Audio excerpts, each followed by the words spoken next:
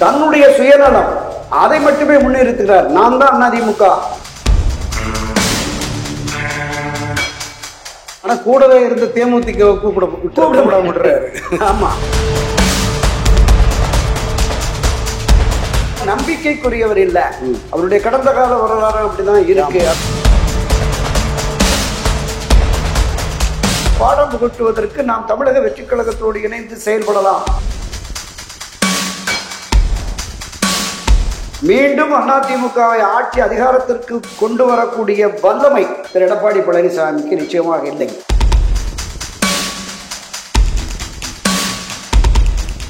OS Tamil பார்வையாளர்களுக்கு வணக்கம்.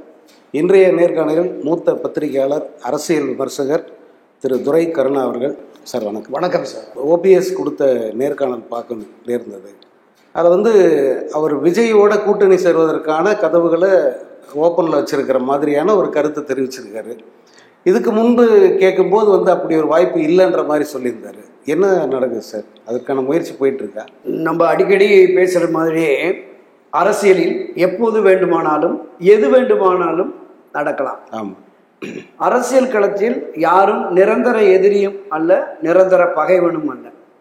தேர்தல் என்று வந்துவிட்டால் வெற்றி முக்கியம். அந்த வெற்றியை நோக்கி பயணிப்பதற்கு யாரெல்லாம் துணை நிற்கிறார்களோ, கை கொடுக்கிறார்களோ, அவர்களோடு பயணிப்பதுதான் அரசியல் தலைவர்களுடைய கடந்த கால வரலாறை நம்ம பார்த்துட்டு இருக்கோம். ஸோ அந்த அடிப்படையில் இன்றைக்கு அண்ணா திராவிட முன்னேற்ற கழகத்தை ஒருங்கிணைந்து ஒரு வலிமை மிக்க அதிமுகவை உருவாக்கி அதோடு ஒரு வலுவான கூட்டணியை கட்டமைத்து தேர்தல் களத்தில் திராவிட முன்னேற்ற கழகத்தை வீழ்த்த வேண்டும் என்கிற நோக்கத்தோடு மரியாதைக்குரிய OPS அவர்கள் பயணித்தார். இதுவரையிலும் அதற்கான பலன் இல்லை. திரு எடப்பாடி பழனிசாமி இன்னும் பிடிவாதத்தை தளர்த்தாமல் யாரையும் சேர்த்துக்க மாட்டேன்னு அவர் ஊரா பயணத்தை தொடங்கிட்டார்.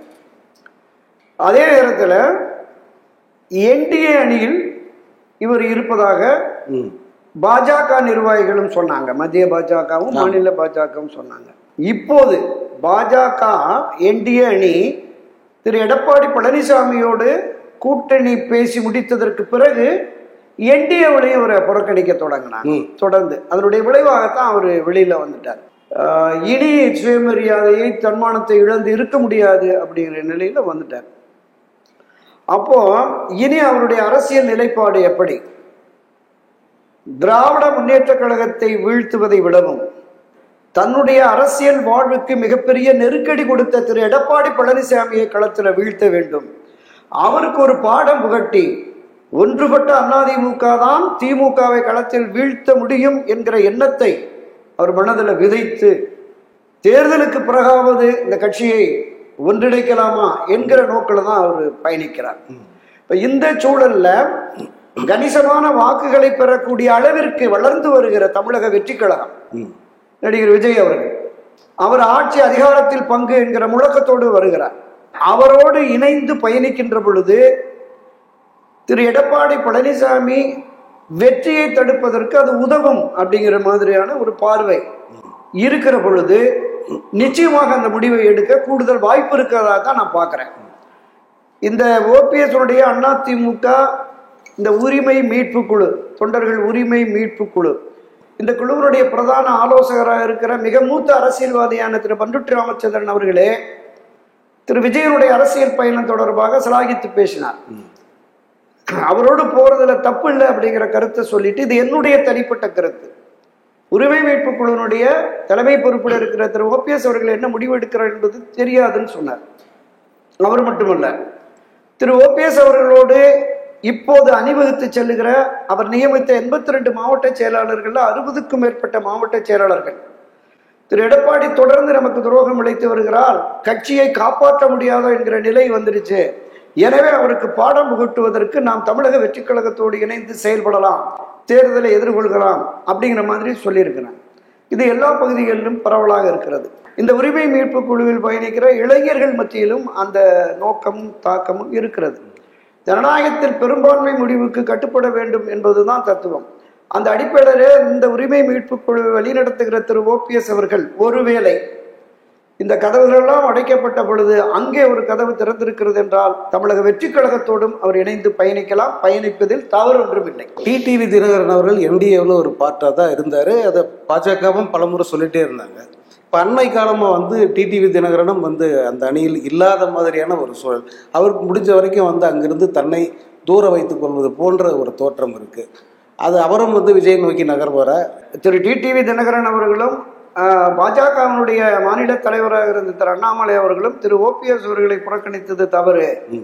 என்டிஏ பாஜக வந்து அந்த நிலைப்பாட்டை எடுத்திருக்க கூடாது அப்படின்னு சொல்லிட்டு நாங்கள் முயற்சிப்போம், மத்திய பாஜகவோடு மாநில பாஜகவோடு பேசுகிறோம், அவரை நாங்கள் இணைப்போம் அப்படிங்கிற மாதிரி சொன்னாங்க. ஆனால் திரு எடப்பாடி பழனிசாமியினுடைய பிடிவாதம் என்பது இங்கு இருந்தால் கூட, என்டிஏல இருந்தால் கூட போதுமான அளவுக்கு மரியாதையோ பிரதிநிதித்துவமோ கொடுக்க மாட்டார் அப்படின்னு தெரியுது. இன்னொன்று, அதிமுகவை கைப்பற்ற வேண்டும் என்கிற நோக்கம் அமமுகவுக்கும் இருக்கிறது. திரு எடப்பாடி பழனிசாமியுடைய போக்கு அதிமுகவை அழிவு பாதைக்கு கொண்டு செல்லுகிறது அப்படிங்கிற கருத்தை திரு டிடிவியும் பல முறை பதிவு செய்திருக்கிறார். அதனால இங்க போய் இந்த குறைந்த அளவு தான் 4 தொகுதி 3 தொகுதி வச்சுங்க அப்படின்றேன்னா, இங்க என்டிஏ அணியில அதிமுக பயணித்தாலும் திரு எடப்பாடி பழனிசாமி இருந்தாலும் இங்க வந்து தமிழ்நாட்டை பொறுத்த அளவில் அதிமுக எடப்பாடி பழனிசாமி தலைமையில தான் இடப்பங்கீடுகள் எல்லாமே இருக்கும். ஒருபோதும் திரு ஓபிஎஸ்ஐ திருமதி சசிகலாவை திரு டிடிவி தினகரன் சேர்க்கவே மாட்டேன் என்கிற நிலைப்பாடு கொண்ட திரு எடப்பாடி எந்த அளவுக்கு அங்க மரியாதை கொடுப்பார், எந்த அளவுக்கு இடம் கொடுப்பாருங்க இருக்கு. ஸோ அப்படிப்பட்ட ஒரு நிலை இருப்பதால் மரியாதைக்குரிய டிடிவி தினகரனும் இந்த பக்கம் வருவதற்கு, தாவேகா பக்கம் வருவதற்கான வாய்ப்பு இருப்பதாகத்தான் நானும் கருதுகிறேன். ஆனால் இன்றைக்கு கூட திரு நயினார் நாகேந்திரன் என்டிஏவில் தான் அவர் இருக்கிறாரு அப்படின்னு சொன்னாரு. கடந்த மாதம் சில கூட்டங்களில் பேசுகிற போது என்டிஏவில் இருக்கிறேன், நான் என்டிஏவில் இருக்கிறேனா இல்லையா என்பதை மாநில தலைவர் தான் சொல்லணும்னு சொன்னார். இன்னைக்கு நயினார் நாகேந்திரன் சொல்லியிருக்கார். ஆனால் நான் குறிப்பிட்டது மாதிரி என்டிஏ பாஜக தேசிய அளவில் ஒரு பெருமுகமாக இருக்கலாம். ஆனால் தமிழ்நாட்டை பொறுத்தவரை திரு எடப்பாடி என்ன முடிவு எடுக்கிறாரோ அதுதான். ஏன்னா அவர்களே இவர் தான் முதலமைச்சர் கேண்டிடேட், இவர் தலைமையில தான் என்டிஏ கூட்டணி அப்படிங்கிறத சொல்லிட்டாங்க. அப்ப அந்த நிலைப்பாடு என்பது இவருக்கு உகந்ததா என்பதை பார்த்து நிச்சயமா திரு ஓபிஎஸ் அவர்கள் டிடிவி தினகரன் அவர்கள் பேசி ஒரு முடிவெடுத்து ஒரு நல்ல பாதையில் பயணிப்பார்கள் அப்படின்னு தான் நான் பார்க்குறேன். இந்தியா டுடே அந்த சி ஓட்டர்ஸ் அந்த கருத்து கணிப்பு நீங்கள் பார்த்துருப்பீங்க. கடந்த 2 நாளாக அது பெரிய விவாதமாக போயிட்டு இருக்கு. அந்த கருத்து கணிப்பு முடிவின்படி திமுக தான் மீண்டும் ஆட்சியை கைப்பற்றும், அதுவும் வந்து கணிசமான அந்த வாக்கு சதவீதத்தோட அப்படின்னு வருது. இப்போ அதிமுகவுக்கு, அதாவது என்டிஏ கூட்டணிக்கு வெற்றி வாய்ப்புங்கிறது மிக குறைவாக தான் இருக்கு. இப்போ இந்த 2 கட்சிகளின் வாக்கு வங்கியிலிருந்து 15% வந்து பிரியுது, அது ஒரு 3வது சக்தி பிரிக்க போகுது அப்படின்னு சொல்றாங்க. அந்த 3வது சக்தி விஜய் அப்படின்னு சொல்லிட்டு எல்லாருமே ஒரு முடிவுக்கு வந்திருக்காங்க. விஜயை தவிர வேறு யாருக்குமே அதில் ரோல் இருக்காது சார். அதாவது தமிழ்நாடு அரசியல் களத்தை பொறுத்தளவில் 3வது அணி மிகப்பெரிய உள்ள வெற்றியை பெற்று ஆட்சி அதிகாரத்துக்கு வரும் என்பது சாத்தியமே இல்லை. இன்றைய தேர்தல் கள யதார்த்தம் என்பது திராவிட முன்னேற்ற கழகம் ஆட்சி கட்சியாக இருக்கிறது. அதனோடு அணி சேர்ந்திருக்கிற அந்த 10-12 அரசியல் கட்சிகளும் உறுதியான நிலைப்பாட்டோடு, அரசுல எந்த குற்றச்சாட்டுகள் அரசுக்கு எதிரான மக்களுடைய பார்வை இருந்தாலும் அவரோடு அணிவகுத்து கூட்டணி வைத்திருக்கிற கட்சிகள் என்ன நேர்ந்தாலும் பரவாயில்லை, நாங்க திமுகவோட தான் இருப்போம் அப்படின்னு சொல்லிட்டாங்க. ஆக திமுக ஆதரவு வாக்குகள், கூட்டணி வாக்குகளும் திமுகவுக்கு கிடைக்கும். திமுகவின் தொண்டர்கள் பலம் வாக்குகளும் அங்க கிடைக்கும். இதை தாண்டி இந்த அவர் அறிவித்த திட்டங்கள், இந்த பள்ளி மாணவர்களுக்கு கல்லூரி மாணவர்களுக்கு 1000, இப்போ இந்த இலவச பஸ் காலை உணவு திட்டம், இதில் ஈர்க்கப்பட்ட ஒரு 5% மக்களுடைய ஆதரவு விழுந்தால் கூட நிச்சயம் திராவிட முன்னேற்ற கழகம் ஆட்சிக்கு வந்துடும், மாற்றுக்கருத்தே இல்லை. சரி, அந்த ஆட்சி மாற்றத்தை உருவாக்குகிற வல்லமை பிரதான எதிர்கட்சியான அதிமுகவுக்கு இருக்கிறதா? இல்லை, இதுவரையிலும் இல்லை. பிரிந்து கிடக்கிற திரு ஓபிஎஸ், திருமதி சசிகலா, அமமுக தினகரன் எல்லோரும் இணைந்து ஒன்றுபட்ட வலிமை மிக்க அதிமுகவை உருவாக்கி அந்த அதிமுக என்டிஏல இருக்கிற அரசியல் கட்சிகள் 2021-24 நாடாளுமன்ற பொது தேர்தலிலே என்டிஏவில் அணிவகுத்து ஒரு 18-19% வாக்குகள் பெற்றார்கள்ல அந்த அரசியல் கட்சிகள், இந்த அரசியல் கட்சிகளும் கிட்டத்தட்ட 22-23% பெற்ற அதிமுகவும் ஒன்றுபட்ட அதிமுக இன்னும் ஒரு 5%-8% அதிகமாக இருக்கும். ஆக இது இந்த வலிமையான ஒன்றுபட்ட அதிமுக வலுவான கூட்டணியோடு களத்தில் இறங்குகிற பொழுது ஆட்சி மாற்றத்தை விரும்புகிற மக்கள், பொதுமக்கள், வாக்காளர்கள், அவங்க திமுகவை வீழ்த்துவதற்கு சரியான வல்லமை கொண்ட கட்சி தான் எதிர்கட்சிகள் என்கிற எண்ணமும் உணர்வும் ஏற்பட்டால் ஆட்சி மாற்றத்தை விரும்புகிற அந்த மக்கள் நிச்சயமாக இந்த அணிக்கு ஓட்டு போடுவாங்க. ஆட்சி மாற்றத்தை கொண்டு வருவேன் என்கிற புதிய சக்திக்கு பெருமளவு வாக்குகள் போறதுக்கு வாய்ப்பு குறைவு. ஆனாலும் கணிசமான வாக்குகளை அவர்கள் பெறுவார்கள். அதுலதான் சிக்கலை வருகிறது. இப்ப 2-3 எதிர் வாக்குகள் 2-3 அணிகளாக பிரிகிற பொழுது, தவிக தனியா, அதிமுக தனியா, சீமான் தனியா, இந்த மாதிரி ஆதரவு வாக்குகள் ஒன்று சேர்கிறது. எதிர் வாக்குகள் 2-3 பிரிவுகளாக போகிற பொழுது அங்கு வெற்றி எளிதாகி விடுகிறது. அதுதான் இப்ப இருக்கிற சிக்கலான சூழல் என்பது. இதை உணர்ந்து அதிமுக ஒன்றிணைய வேண்டும். அதிமுக ஒன்றிணைந்தால் அதுதான் நமக்கு வெற்றியை நோக்கி அழைத்து செல்லும் என்கிற பார்வை பாரதிய ஜனதா கட்சிக்கும் அதிமுக என்று வழிநடத்துகிற திரு எடப்பாடி பழனிசாமிக்கும் உருவாகி அதற்கான முன்முயற்சி எடுத்து இந்த 1-2 மாதங்களிலே அதை உறுதிப்படுத்தி எல்லோரையும் இணைத்து பயணித்தால் மட்டும்தான் இந்த தேர்தலில் திராவிட முன்னேற்ற கழக அணியை, திமுகவை வீழ்த்தி ஆட்சி அதிகாரத்திற்கு அதிமுக வருவதற்கு கூடுதல் வாய்ப்பு இருக்கிறது. அப்படி இல்லாத பட்சத்தில் நிச்சயமாக திராவிட முன்னேற்ற கழகம் 7வது முறையாகவும் ஆட்சி அதிகாரத்திற்கு வந்துவிடும். 7வது முறையாக திராவிட முன்னேற்ற கழகம் ஆட்சி அதிகாரத்திற்கு வந்துவிட்டால் அதிமுக, பாஜக அவருடைய தமிழகத்தில் அவருடைய அரசியல் எதிர்காலமே மிகப்பெரிய கேள்விக்குறியாகிறோம். நான் இன்னும் உறுதியாக சொல்லுகிறேன், மீண்டும் அதிமுகவை ஆட்சி அதிகாரத்திற்கு கொண்டு வரக்கூடிய வல்லமை திரு எடப்பாடி பழனிசாமிக்கு நிச்சயமாக இல்லை. இந்த தேர்தல் தோல்வி என்பது அவருடைய அரசியல் எதிர்காலமும் பாழாகிவிடும். அதிமுக அவருடைய அரசியல் எதிர்காலத்தையும் அது பாழாக்கிவிடும். இதை உணர்ந்தால் அதிமுக காப்பாற்றப்படும். இல்லை என்றால் ஒரு மிகப்பெரிய சரிவை, பின்னடைவை அடைந்துவிடும். இது மிகப்பெரிய தொண்டர்கள் பலம் கொண்ட கட்சி. அந்த 2026 தேர்தலுக்கு பிறகு இப்படி ஒரு மோசமான தலைமையை நம்பி மோசம் போய்விட்டமே என்று தொண்டர்கள் கொதித்தெழுந்து ஒரு நல்ல தலைமையை, கூட்டு தலைமையை, தனித்தலைமையை உருவாக்கி அவர்கள் பயணிக்கிற பொழுதுதான் அடுத்தடுத்த ஆண்டுகள் ஏதாவது வரும். ஒருவேளை இனி இதற்கு எதிர்காலம் இல்லை என்கிற முடிவை எடுத்து சிதற உண்டு போனார் 30-40 வயசுக்கு மேல உள்ளவங்கெல்லாம் நம்முடைய அரசியல் எதிர்காலம் என்ன ஆகுமோ என்கிற கேள்விக்குறி வரும். அப்படி வருகிற பொழுது திமுக, தவிக, சீமான், காங்கிரஸ் சிதறிட்டாங்கன்னா அதிமுக மிக மோசமான விளைவை ஏற்படுத்திவிடும் என்பா பொது வெளிகளில் மக்கள் மத்தியில் அதிமுக தொண்டர்கள் மத்தியில் உருவாகி இருக்கிற பெரும் கவலை என்று பார்க்க. பொதுவாக கூட்டணி கட்சிகளை அரவணைச்சு போறதுங்கிறதே ஒரு தனி கலை தான் அரசியல்ல. இப்போ முதல்வர் மு.க. ஸ்டாலினை பொறுத்த வரைக்கும் அவர் ரொம்ப வெற்றிகரமாக அதை தொடர்ந்து செஞ்சுக்கிட்டு இருக்காரு. ஈவன் அவரது தந்தை கலைஞரை விட ஒரு படி மேலே அவருடைய இதில் பல விஷயங்கள்ல விட்டு கொடுத்து அரவணைச்சு போறார் அப்படின்னு சொல்றாங்க.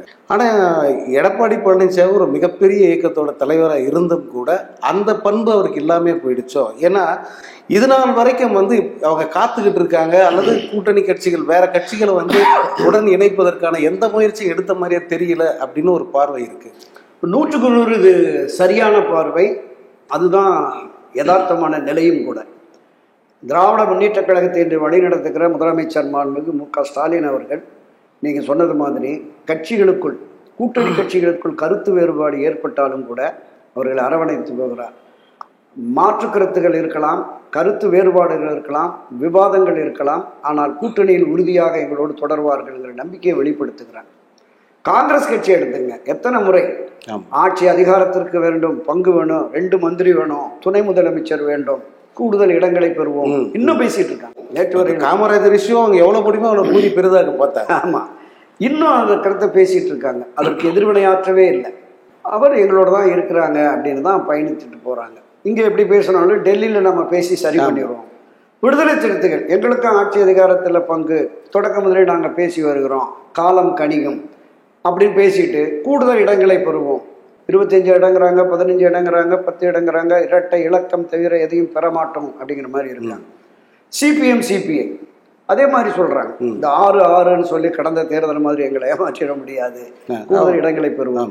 அப்ப இத்தனை விஷயங்கள், குழப்பங்கள் நடைபெற்றாலும் கூட இவர்களை எப்படியாவது சமாளித்து இந்த தேர்தலை நாம் வெற்றி கொள்வோம் என்கிற கருத்தாக்கத்தின் அடிப்படையில் அவர் பயணிக்கிறார். பிரதான எதிர்கட்சி தலைவர் திரு எடப்பாடி பழனிசாமியுடைய அவருடைய பேச்சு, அவருடைய அணுகுமுறை, அவருடைய போக்கு ஒரு தலைமை பண்பற்ற தன்மை அப்படிங்கிறத நாம பார்த்தோம். அவருடைய அணுகுமுறை அவருடைய பேச்சு, உடல் மொழி, அது பார்த்தாலே நமக்கு தெரிகிறது. பாரதிய ஜனதா கட்சியோடு உடன்பாடு ஏற்பட்டு விட்டது என்கிற தகவலை டெல்லியிலையும் சொல்லல, சென்னையிலையும் சொல்லல. நீங்க ஒரு வலுவான கூட்டணியை உருவாக்குவதற்கான முயற்சி மேற்கொண்டதில் முதல் கரமாக என்டிஏ கரம் நீண்டிருக்கிறது. அவர்களோடு கூட்டணி அமைத்து விட்டோம் சொல்லணும்ல, சொல்லல. டெல்லியில சொல்லல, சென்னைக்கு வந்து ஒரு வாரம் சொல்லல. அங்கிருந்து அமித்ஷா வந்து இவரை தூக்கி கொண்டு போய் ஒரு ஸ்டார் ஹோட்டல்ல உட்கார வச்சு மறுபடியும் அவரே டெக்ளேர் பண்றாரு. அங்கேயும் அவர் தான் சொன்னார், இவர் பார்த்துட்டு போன உடனே இங்கேயும் அவர் தான் சொன்னார். அதுல கூட அந்த கூட்டணி ஆட்சிங்கிறதுல ஏதோ மொழி, அந்த அவருடைய பேச்சை மொழிபெயர்த்ததுல பிரச்சனை அப்படி இப்படின்னா அது கொஞ்ச நாள் ஓடிச்சு. இப்போ முதலமைச்சர் எடப்பாடி பழனிசாமிட்டாங்க. எடப்பாடி பழனிசாமி தனித்து வெற்றி பெற்று நான் தான் ஆட்சி அமைப்போம் அப்படிங்கிறாரு. இந்த பாஜக கூட்டணியில் இந்த ஆட்சியில இடம்பெறுங்கிற கருத்தாக்கம் மத்திய பாஜக, மாநில பாஜகவுக்கு இன்னும் இருக்கு. அதையும் இவங்க உறுதிப்படுத்தல. இதை தாண்டி பாரதிய ஜனதா கட்சியோடு கூட்டணி வைத்துக் கொண்டு நாங்கள் வெற்றியை பெறுவோம் என்று பேசுகிற திரு எடப்பாடி பழனிசாமி ஊரூரா போய் இந்திய காங்கிரஸ் எங்களோட வரும், கம்யூனிஸ்ட் கட்சிகளுக்கு சிவப்பு கம்பளம் விரிச்சு வரவேற்பேங்கிறார், விசிகாவுக்கு அழைப்பு விடுக்கிறார், தாவேகாவுக்கு அழைப்பு விடுக்கிறார். அப்ப பாரதிய ஜனதா கட்சிக்கு எதிரான நிலைப்பாடு கொண்டிருக்கிற இவர்களை அழைத்தால் பாஜக உங்களை எப்படி நம்பும்? ஆனா கூடவே இருந்து தேமுதிக கூப்பிடுறாரு. ஆமா, அப்ப இந்த அணுகுமுறை இருக்குல்ல, இது வந்து பொது வெளிகளில் அரசியல்வாதிகள் மத்தியில, கட்சியினர் மத்தியில் ஒரு நம்பகமற்ற தன்மை. திரு எடப்பாடி நம்பிக்கைக்குரியவர் இல்ல, அவருடைய கடந்த கால வரலாறு அப்படிதான் இருக்கு அப்படிங்கிற மாதிரி. அதனாலதான் அவரை தேடி வந்து இப்ப அண்ணா திராவிட முன்னேற்ற கழகம் ஒரு தேர்தலை எதிர்கொள்கிறது என்றால் தலைவர் எம்ஜிஆர் காலத்திலும் சரி, செல்வி ஜெயலலிதா காலத்திலும் சரி, கிட்டத்தட்ட ஒரு 18-20 கட்சிகள் அணிவகுத்து வருவாங்க. ஒரு 100க்கும் மேற்பட்ட அமைப்புகள் வீடு தேடி வருவாங்க. இன்றைக்கு யார் அவரை தேடி வர்றாங்க? யாருமே இல்லை. அப்ப இந்த பலகீனமான போக்கு இருக்குல்ல, இதுதான் திமுகவுக்கு சாதகமாயிரும்.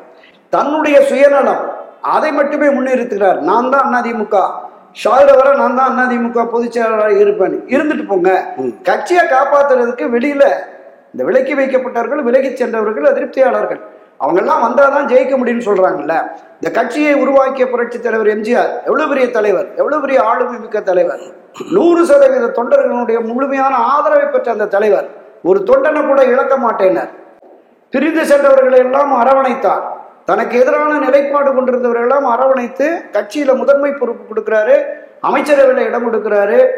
தனக்கு எதிராக கட்சி தொடங்கிய எஸ்டிஎஸ் அரவணைத்து மீண்டும் கொண்டு வருகிறார். அதே மாதிரி செல்வி ஜெயலலிதா அவர்கள் நால்வரணி போட்டி அதிமுக, எம்ஜிஆர் அதிமுக, புரட்சி தலைவர் அதிமுக, முன்னணியினர் எல்லாம் வெளியில போய் அவங்க இவங்களுக்கு எதிராக விமர்சனம் பண்ணி அரசியல் நடத்திய அவர்களையும் அரவணைத்து அண்ணா திராவிட முன்னேற்ற கழகம் தமிழகத்தினுடைய ஆகப்பெரிய கட்சி என்பதை கடைசி வரை உறுதிப்படுத்த வேண்டும்.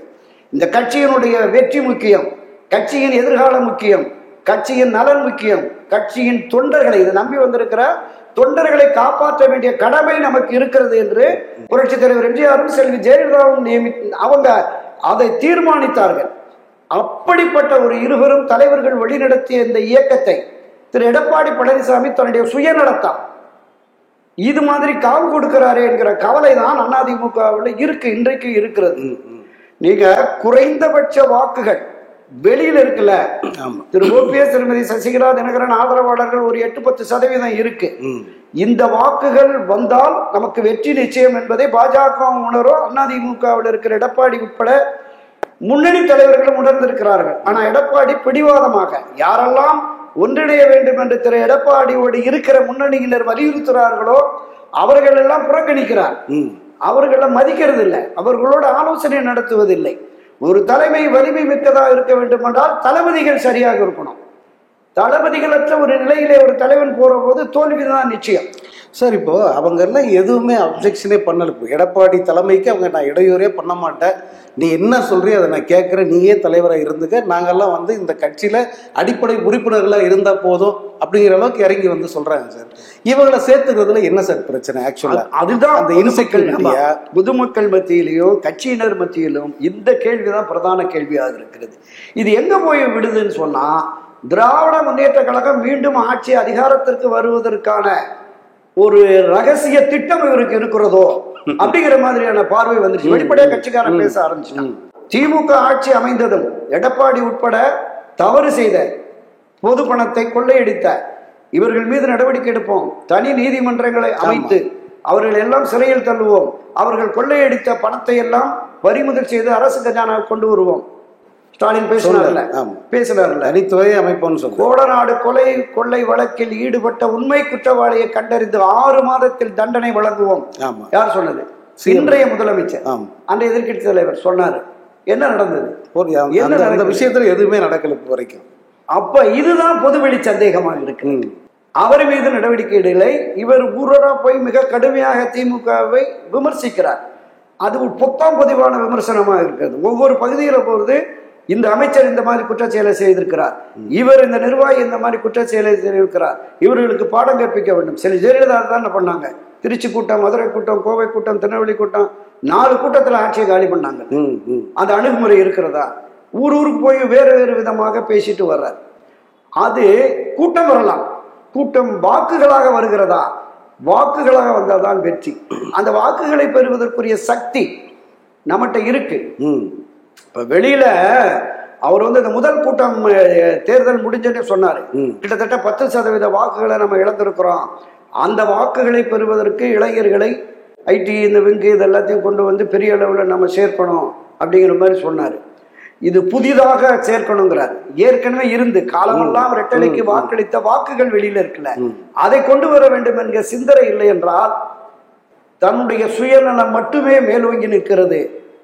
திமுக மீண்டும் ஆட்சிக்கு வந்தாலும் நாம எதிர்கட்சி தலைவராக இப்படியே தொடருவோம், நம்மகிட்ட கட்சி இருக்கட்டும் அப்படின்னு இருக்காரு. கட்சி முக்கியம் என்று கருதவில்லை என்பதும் அவருடைய போக்கு நிதர்சனமாக வெளிப்படுத்துகிறது. ரொம்ப நன்றி சார். நன்றி. இந்த வீடியோ உங்களுக்கு பிடிச்சிருந்தா லைக் பண்ணுங்க, ஷேர் பண்ணுங்க, கமெண்ட் பண்ணுங்க. மறக்காம OH தமிழ் சேனலுக்கு சப்ஸ்கிரைப் பண்ணுங்க.